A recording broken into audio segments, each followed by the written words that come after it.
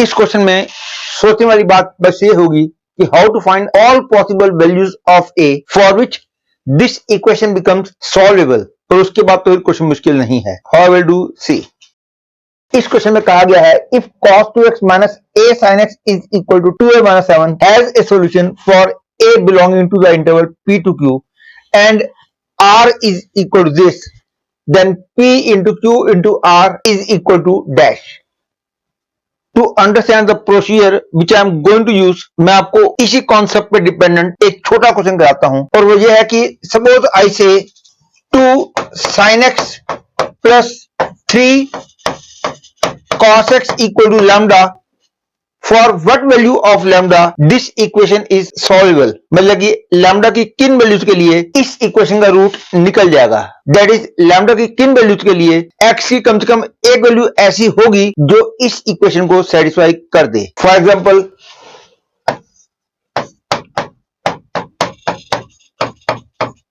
यदि मैं lambda की वैल्यू 2 ले लेता हूं तो clearly x equal to power by 2 इसको सेटिस्फाई करेगा। लेकिन मेरे को लैम्डा की ऑल पॉसिबल वैल्यू चाहिए जिसके लिए इस इक्वेशन का रूट एग्जिस्ट करता हो। इसी बात पे डिपेंडेंट इससे भी छोटा एग्जांपल पहले मैं देता हूं।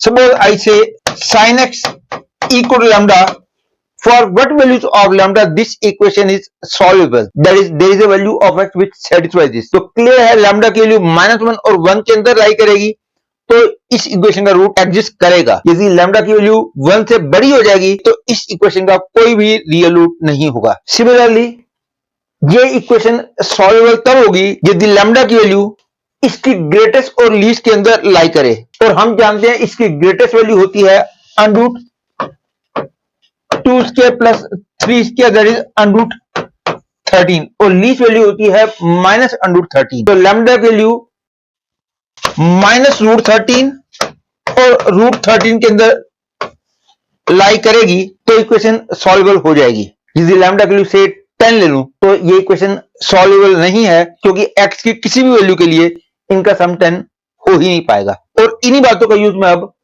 गिवन क्वेश्चन में करूंगा। पहले तो मैं इस गिवन इक्वेशन को ऐसे लिखता हूं कि a इक्वल टू यहां पे x की टर्म्स हो जाए। इसका रूट या इसका रूट बात तो एक ही है क्योंकि दोनों इक्वेशन सेम है। और इसका रियल रूट तब एग्जिस्ट करेगा यदि एक वैल्यू इसकी ग्रेटेस्ट और लीस्ट के अंदर लाई करेगी और वहां से मेरे को a का इंटरवल मिल जाएगा। The least value of a will be p, the greatest value of a will be q। बस अब मेरे को a को x की टर्म्स में लाना है। क्लियर है, a की वैल्यू हो गई cos 2x plus 7 upon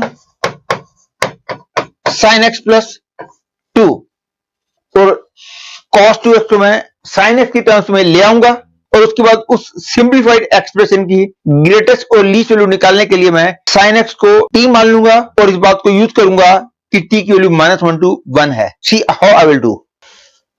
a is equal to 1 minus 2 sin square x plus 7 upon में sin x plus 2, this is equal to 2 into 4 minus sin square x upon 2 plus sin x।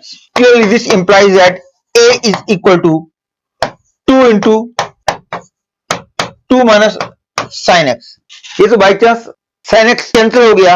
यदि by chance यहाँ पे 3 plus sin x होता तो ऐसी situation में मैं sin x को t मान लेता और यूजिंग डिफरेंशिएशन मैं उस t वाले एक्सप्रेशन की ग्रेटेस्ट और लीस्ट वैल्यू निकालता और इस बात को ध्यान रखता कि t की वैल्यू -1 to 1 है। लेकिन ऐसा मेरे को कुछ करने की जरूरत नहीं पड़ी क्योंकि ये sin x कैंसिल हो गया तो एक्सप्रेशन बहुत ज्यादा सिंपल हो गया। अब इसकी ग्रेटेस्ट लीस्ट निकालने के लिए मेरे को मैक्सिमम मिनिमम की जरूरत नहीं है। क्लियर है, इसकी वैल्यू ग्रेटेस्ट हो जाएगी जब sin x -1 होगा। sin x -1 होगा तो a की वैल्यू आ जाएगी 6, that is the greatest value of a will be 6। और जब sin x 1 होगा तो इसकी वैल्यू लीस्ट हो जाएगी और लीस्ट वैल्यू हो जाएगी 2। तो a लाइज बिटवीन 2 and 6, तो p की वैल्यू 2 हो गई, q की वैल्यू 6 हो गई। अब बस मेरे को r की वैल्यू निकालनी है।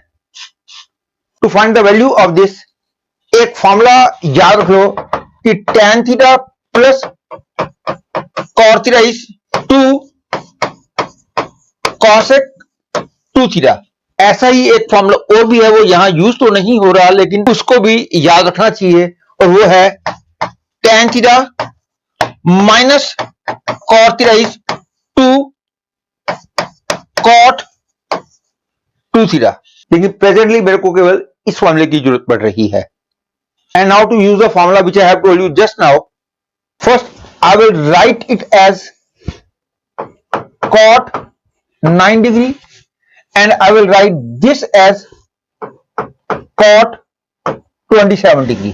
So tan theta plus cot theta will become 2 cosec 2 theta, that is 2 cosec 18 degree. Or this plus this will become 2 cosec double of 27 is 54. And this is 2 into sin 18 degree की value तो आपको पता है √5 minus 1 bye 4 होती है, तो ये हो गई 4 by √5 minus 1 plus sin 54 is same as cos 36, और cos 36 की वैल्यू √5 प्लस 1 बाय 4 होती है, तो इसकी वैल्यू हो गई 2 into 4 upon √5 plus 1. That is, from here I get 8 into √5 plus 1 plus √5 minus 1 upon 5 minus 1, and this is equal to 4√5. और हमने P की वैल्यू 2 कैलकुलेट की थी, Q की वैल्यू 6 कैलकुलेट की थी, तो using all these values I get 2 into 6 into